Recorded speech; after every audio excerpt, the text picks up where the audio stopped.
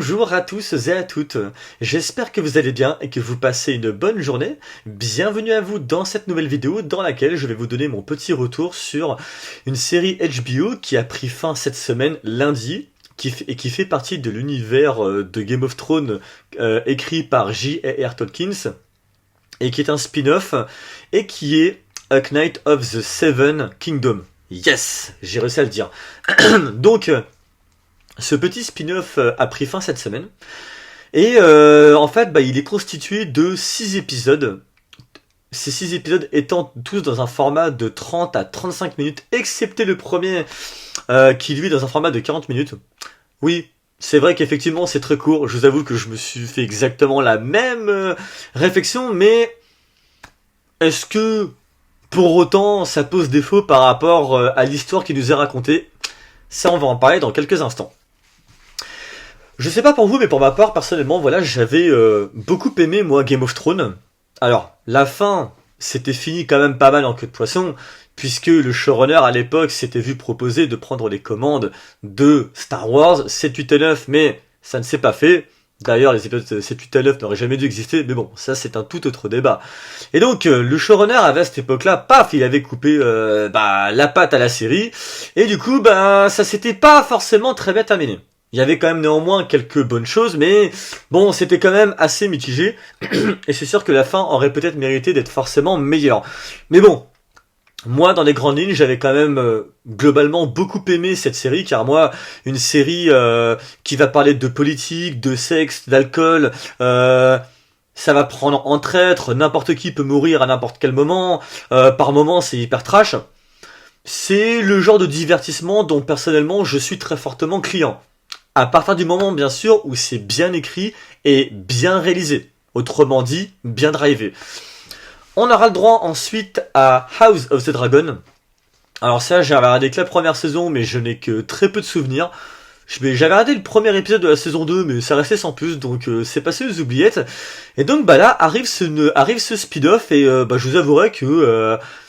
quand j'ai vu le trailer la première fois, j'avais l'impression de voir quelque chose un peu, je sais pas, ça semblait aseptisé, il y avait des belles images, mais ça semblait quand même assez aseptisé, très peu de moyens, et ça faisait un petit peu, je trouvais, un mélange de Seigneur des Anneaux, le Hobbit, bon, ça me parlait pas spécialement.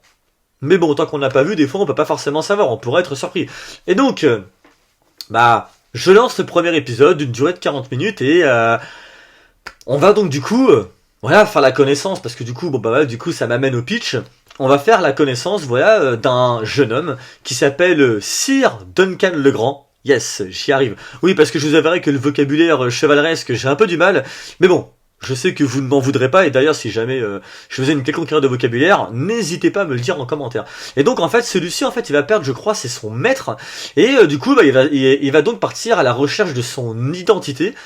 Sur le chemin, il va rencontrer un petit jeune de une dizaine d'années, quelque chose comme ça, avec qui il va très vite sympathiser. Ils vont donc former un duo, et hop, ça va être parti pour l'aventure jusqu'à qu'ils se retrouvent à un village. Et là, depuis celui-là, Sir Duncan veut passer sa première joute. Voilà, en tant que chevalier. C'est pour devenir plutôt, chevalier. Dans des grandes lignes, voici donc ce qu'il en est. Et moi, premier épisode, du coup, donc quand tu suis ce Sir Duncan, tu apprends qui il est. Donc c'est un jeune homme qui est bien bâti, plutôt beau gosse, il pourrait plaire à n'importe quelle femme, j'ose imaginer, mais il est naïf. Mais bon, même s'il est naïf, ça l'empêche, cette qualité, ce défaut, n'est pas ne va pas empiéter sur qui il est. Vous voyez, à côté, il est loyal, il est poli. Et vous voyez, il est bien dans ses baskets, il a vraiment des principes et des valeurs, ce qui pose par conséquent, dès le début de saison, un premier terre-à-terre que pour ma part j'ai trouvé de vraiment génial. J'aime ce genre de choses-là. Et donc, ce qui me fait marrer, c'est qu'au début, ce jeune homme que tu vois, il y a une scène à un moment donné qui tape un petit peu, qui va te donner un petit peu le ton de ce que tu vas regarder, alors qu'il est à la rosée du matin, juste en dessous un arbre, il se met à couler un bronze avec la musique de Game of Thrones derrière. Donc par conséquent, ça donne effet un peu parodique. Bon, d'accord, donc de toute évidence, on va avoir lieu à un humour un peu cuculapraline, un peu potache, quoi. Après, quand il arrive au village, il va rencontrer des gens, et pareil, tu vas avoir des des prostituées, il va rencontrer quelqu'un qui aime bien faire la fête mais un peu bizarroïde.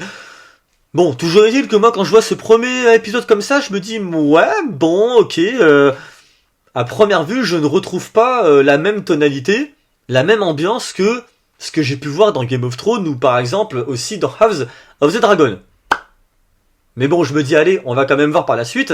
Mais moi, je partais toujours, en fait, sans savoir combien de temps durait l'épisode. Vous voyez, pour le coup, je m'étais pas renseigné plus que ça. Et donc, j'enchaîne avec le deuxième, et là, là, je commence à apprécier, parce qu'en fait, je me rends compte qu'il y a une légèreté. Le premier, oui, c'était un peu, voilà, les éléments que je vous ai cités. Mais le deuxième, en fait, voilà, on commence à en apprendre un peu plus sur le personnage, ainsi que sur son écuyer. Et là, je me suis laissé prendre, en fait, par cette légèreté, parce qu'en fait, ouais, premier épisode, voilà, bon, je pense que les mecs ils ont voulu faire dans de la rigolade, mais après ils sont en train de te dire allez, maintenant qu'on t'a fait rigoler, maintenant on va reprendre un peu le droit chemin. Et j'ai trouvé ça agréable. C'est-à-dire que voilà, on va donc suivre ce chevalier avec cet écuyer, on va en apprendre un petit peu sur lui, je ne vais évidemment pas vous spoiler, mais pareil, ce chevalier, en fait, lui, il va aussi être à la recherche de son identité, de son passé, il va rencontrer des gens, il va y avoir de tout ça, les gens aussi vont chercher à savoir qui il va être mis à l'épreuve, il va y avoir, vous voyez, quelques supercheries, quelques fourberies. Voilà ce qui va en être. Jusqu'à qu'on arrive aux épisodes 4 et 5. Et là, fou, bam, ça devient brutal. Eh purée. Autant vous dire que je ne m'y attendais, mais alors pas du tout. Et c'est ce qui fait que j'ai aimé, voilà, cette première petite saison, quoi. Parce que voilà, je ne m'attendais pas à ce que ça démarre en mode cucul à praline, comme ça, en mode tête reposée, et puis paf, d'un coup, quand il faut être brutal, ça va l'être, et on va te marquer, parce qu'il y a 2-3 scènes, ouais, tu sens l'ADN de Game of Thrones, mais tu sens aussi la série qui, en fait, elle pose, voilà, elle va poser les piliers qui est censé représenter donc l'histoire, parce qu'en plus c'est tiré d'un bouquin, de 133 pages, voilà. Et donc ce qui va en être, c'est qu'on pose l'univers et on va progresser lentement mais sûrement jusqu'à arriver à la fin de saison. Et j'ai trouvé que c'était bien fait. Voilà, c'est bien écrit. L'histoire est bien écrite, le rythme est bon. Voilà, ça en fait ni trop ni assez. Il y a des scènes de contemplation, mais qui desservent le récit, ce que j'ai trouvé de cool. Quant à la technique, écoutez, les prises de vue sont très belles, la photographie est magnifique. Je pense à l'épisode 5, mais je vais y en revenir dans quelques secondes, parce que sinon je vais zapper un élément qu'il faut que je dise avant. Mais les costumes ainsi que la déco, et avec les chevaux, j'ai trouvé ça aussi vraiment très très beau. Le côté campagnard, moyenâgeux, avec ses dialogues et tout ça, j'ai trouvé que ça passait vraiment aussi super bien. Je pense à un moment donné à l'épisode 2 où en début d'épisode, je crois, t'as un vieillard, il sort de sa hutte, comment dirais-je, l'anaconda à l'air de rien, une petite brindille dans la bouche, sa grosse beubare, et il rentre. Bon ok, bienvenue, voilà, c'est la vie. Mais vous voyez, c'est pas choquant en fait. C'est pas choquant parce que c'est ça en fait, la légèreté qui est posée. Elle est bien exécutée, ça en fait pas des caisses en fait. Voilà, cette légèreté est en mode, voilà, c'est comme si que t'habitais en petite campagne, tu sors, tu vas promener ton chien et tu profites de cette belle vue, de cette belle rosée. Voilà dans les grandes lignes comment est présenté en fait l'univers, voilà, de ce spin-off. On arrive ensuite donc à l'épisode 4, épisode 5 et épisode 5.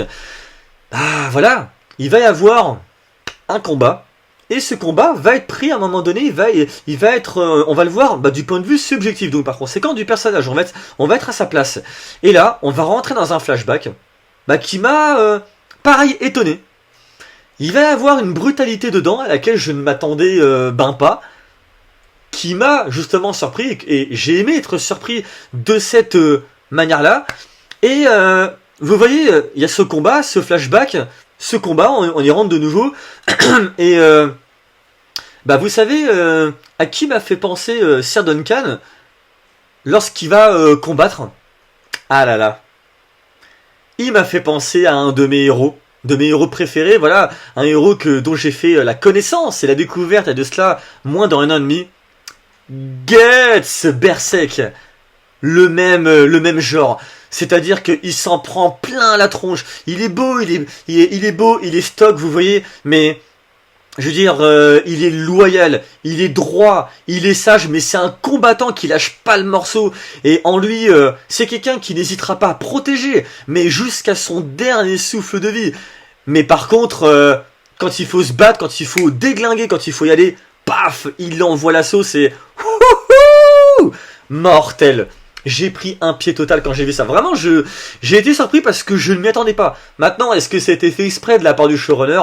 Je le saurai jamais. Il faudrait peut-être que j'aille voir dans les coulisses du tournage. Mais en tout cas, j'ai beaucoup aimé cet aspect-là. Vous voyez, j'ai vraiment retrouvé ça. Et d'ailleurs, j'en ai pas parlé du casting. Bon, après, il y aurait pas non plus 10 milliards de choses à dire. Le casting joue vraiment joue très bien. Et vraiment, il est très, ouais, il est très juste. Mention spéciale, à l'acteur qui joue Sir Duncan, parce que justement il est posé, et au travers justement de cette naïveté qui doit dégager, accompagné de cette loyauté et de cette légèreté, et bien je trouve que il l'exécute parfaitement bien en fait. Il est hyper naturel, et vous voyez, quand il faut être gentil et naïf, il l'est, ça se passe très bien.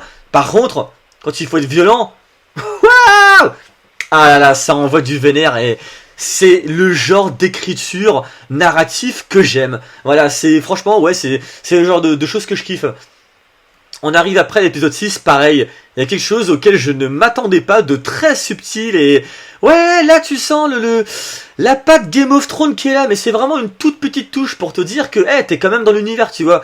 Et globalement, j'ai beaucoup aimé ce que j'ai vu.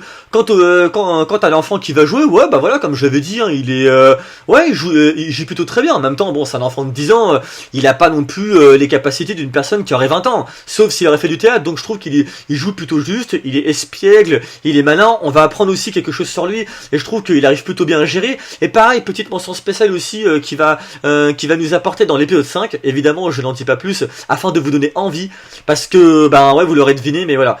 Cette série, je vous la conseille vraiment. Après, comme à l'accoutumée, si vous n'avez pas aimé, il y aura évidemment aucun problème, ça va de soi. Les goûts, les couleurs, comme d'habitude, il faut respecter ça. Mais je pense que vous devriez plutôt bien apprécier. Encore une fois, ou pas. En tout cas, pour ma part, j'ai passé un agréable moment. Concernant la durée des épisodes, je n'y ai pas trouvé de problème, parce que on aurait pu, oui, avoir des épisodes de 50 à 1 heure. HBO, de toutes les séries qu'il a toujours mis à l'écran, qu'il a toujours diffusé, en général c'est toujours des épisodes très longs. Là c'est la première série sur laquelle je tombe où effectivement c'est très court, mais c'est pas parce que c'est court que c'est pour autant mauvais. Je préfère des épisodes qui se suffisent très bien de par rapport à ce qu'ils ont à raconter, plutôt que d'avoir 10 à 15 minutes de boucherie ou autre, mais qui n'apportera absolument rien à l'essence du récit. À présent, vous, dites-moi en commentaire ce que vous avez pensé de cette série, tout comme ce que vous avez pensé aussi de Game of Thrones et également de House of the Dragon. Autrement, c'est une série que je vous recommande, mais comme à l'accoutumée, vous faites comme vous voulez. Je ne fais que vous la conseiller, mais vous n'êtes pas obligé de suivre évidemment mon conseil. Et sur ces belles paroles, c'est la fin de cette vidéo. Passez un bon week-end et surtout, prenez soin de vous, jouez à Resident Evil 9 et on se retrouve pour une prochaine vidéo. Allez, ciao!